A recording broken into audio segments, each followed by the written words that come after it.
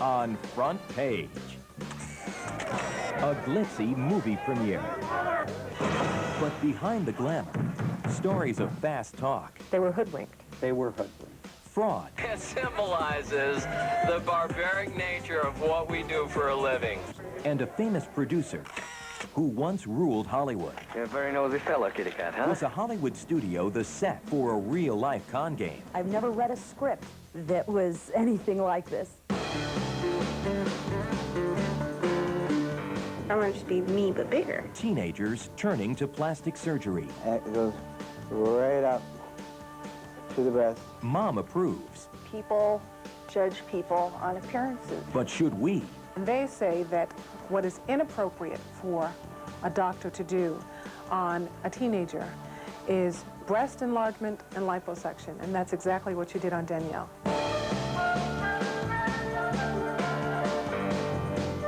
And a Utah cowboy in a new range war of the West. I never underwent the kind of persecution from government that I'm getting here.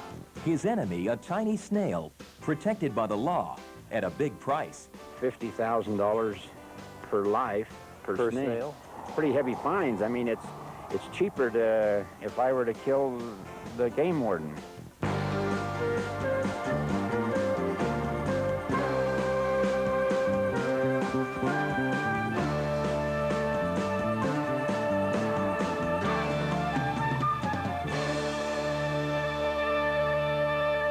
Good evening. This is the first edition of Front Page. I'm Vicki Liviakis. Our lead story tonight takes place in the heart of Hollywood. It has all the elements movie makers love: sex, scandal, money, even murder. There are convicted con men, a producer with a past, and thousands of investors who have filed suit against some big names. Here's the inside story. The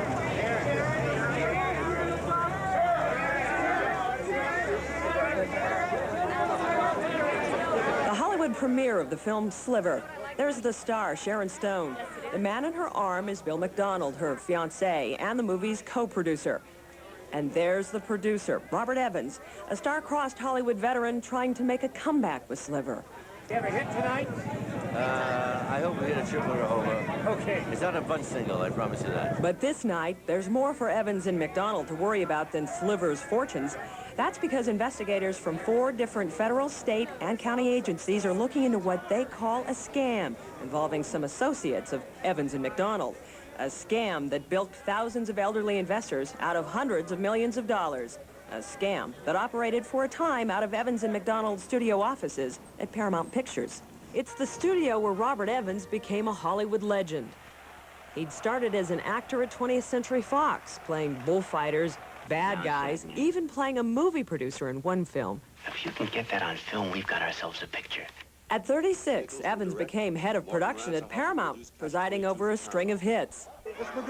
He married Ally McGraw and lived hard and fast, even by Hollywood standards. Over the years, there was whispered talk about friends and associates of Evans with shady backgrounds. This story centers on Evans' relationship with 2 guys named Dave Knight and Dave Bryant. Just business associates, says Evans' lawyer. But state investigators say Dave and Dave have a long history as con men. There's Mr. David Bryant and Mr. David Knight. Here they are at a Hollywood party they threw for themselves. Authorities say Dave and Dave's specialty is selling virtually worthless limited partnerships. I don't have any enemies, only friends. They've been raided and shut down by California authorities and found guilty of civil fraud.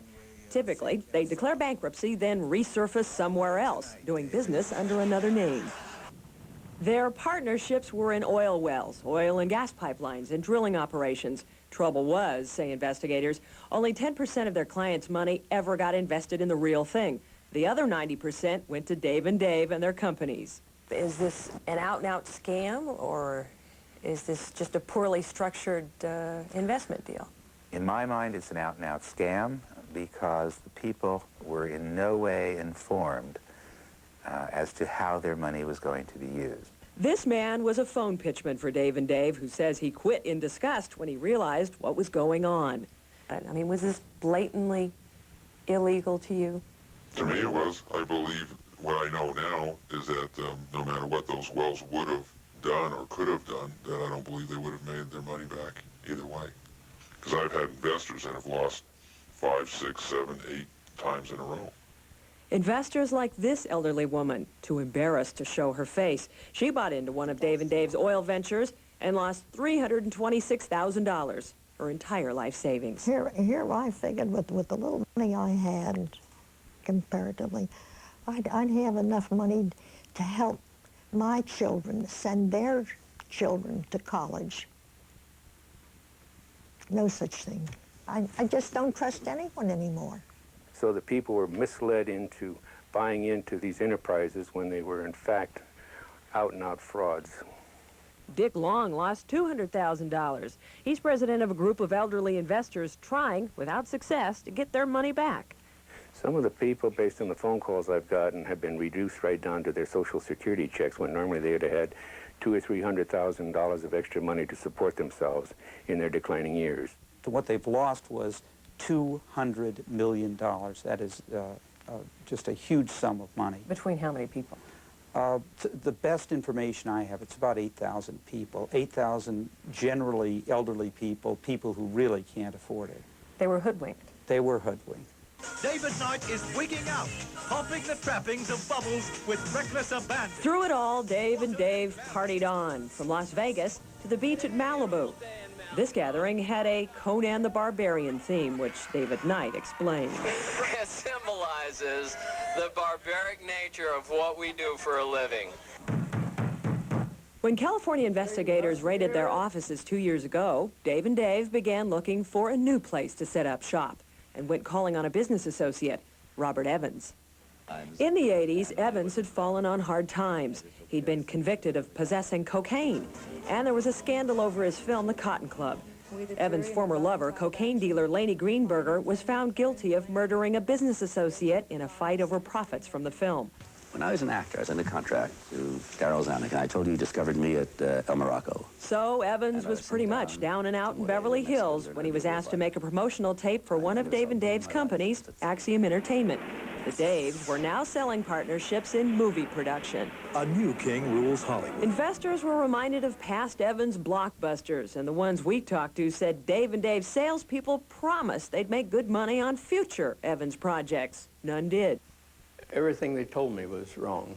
Clyde Lamb had already lost $75,000 on oil partnerships when a saleswoman talked him into sinking $10,000 more into Axiom. Axiom Entertainment. It was better than the oil. She said, well, you're going to start getting your checks in 7 weeks. What convinced him? Well, it was, I think, Bob Evans' name.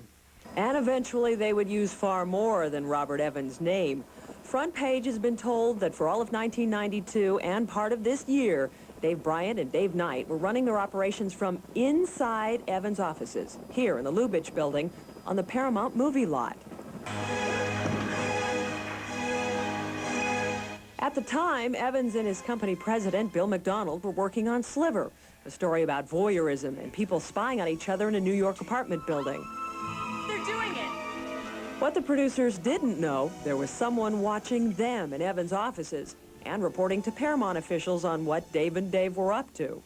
They had a private extension placed in one of the staff members' offices to intercept 5, 6 different corporation calls of investors calling in. She's Laura Matook, Robert Evans' former executive assistant. Front Page interviewed her at a secret location about Dave and Dave. They went from oil to promising the movie proceeds from films that Robert Evans had. Some of these films were not even approved yet by the studio. Terminator didn't even make as much as they were promising each movie would make. When they sold the project, they kept the money and dispersed it among themselves. And the Daves made a percentage, and the people in the office made a percentage. There were white envelopes that Bill McDonald dispersed. And the first time they tried to give me one, I gave it back. And no questions were asked. I just gave it back, and they took it back. What was in the envelope? Money. Cash money.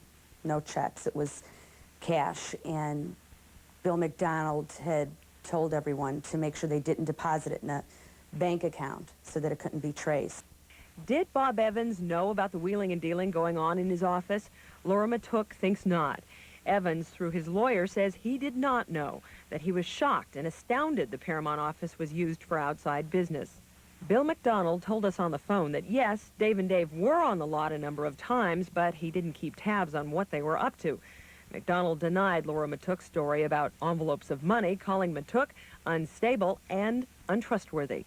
It's clear that Evans, McDonald, and the Daves had business dealings going back 5 years. Front Page has evidence that in 1988, companies controlled by Dave and Dave paid $15,000 to McDonald. McDonald says it was a fee for introducing Dave and Dave to Evans and the only money they ever gave him. Evans got $1 million. His lawyer says the money was to help bankroll Evans' independent film company, and that in return, Evans gave Dave and Dave an interest in some of his projects. The money trail definitely leads to Bill McDonald and Robert Evans Presents. Belinda Brune is a prosecutor for the California Department of Corporations. She believes Robert Evans' most recent movies were financed in part with money from Dave and Dave's Axiom Entertainment scam. In fact, what happened is Axiom did raise several $1 million from several, I would say, 100 investors. I think that Two Jakes was made with that money. I believe that Sliver has been made with that money. And while state and federal investigators were running down the huge paper trail involving Dave and Dave's many companies, Los Angeles police were looking into another story: murder. This man, John George Collette, was Dave and Dave's top salesman. He'd brought in more than $11 million in just a few years. Collette's biggest score, nearly $2.5 million from an elderly widow dying of cancer in Hawaii. Collette bought this Malibu beach home with a spectacular ocean view and lived the good life. But in October of 1991, a few months after investigators began turning up the heat on his bosses, John Collette was shot to death outside a deli in Northridge, California, gunned down next to his black Porsche. A few days later, police arrested this man, Marvay Johnson, a computer technician with no previous criminal record. He pled guilty to murder. Police say they have reason to believe Johnson was paid $30,000 to kill Collette. Was the hit paid for by a business associate, even a disgruntled investor? So far, Johnson isn't talking, but it's clear John Collette had crossed somebody. He was what a lot of the salesmen called a chameleon. He could change to any personality he wanted to, depending on who he was talking to or what he was trying to get done. So it stands to reason that he might have some enemies out there. Definitely. What does seem clear is that by the end of last year, Paramount officials had had enough of Dave and Dave and ordered them off the lot. But, says Laura Matook, they came back from time to time and started to lean on her. I started getting threats from them. And Paramount became concerned enough when they gave me the bodyguards and kept me in hotels under an alias name until they had this all documented. All the principals in this story, Paramount, Evans, McDonald, Dave and Dave, have turned down repeated requests for on-camera interviews. Evans insists he had only an arm's-length relationship with Dave and Dave. And McDonald says he and Evans have split up. Excuse me. Hey. Are you Mr. Knight? We caught up with Dave Knight, briefly, in Park City, Utah, the ski resort where he now lives. Knight's wife came to his defense. It isn't anything. Somebody's trying to, like, make it something that it isn't, which is really unfortunate for the Robert Evans Company and everybody involved. In order to get the information, what the hell's happening with Evans, we got. And the whole affair is now inching slowly through the courts. These investors are planning strategy for their lawsuit, which accuses Evans, McDonald, and the Daves, among others, of fraud.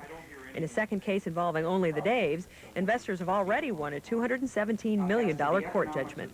I want justice done, no matter what. But Clyde Lamb and the others fear they might eventually get back only 5 cents on the dollar, if they live long enough. A far cry from the big bucks the fast talkers promised them. I don't think any more of them than a bank robber with a gun.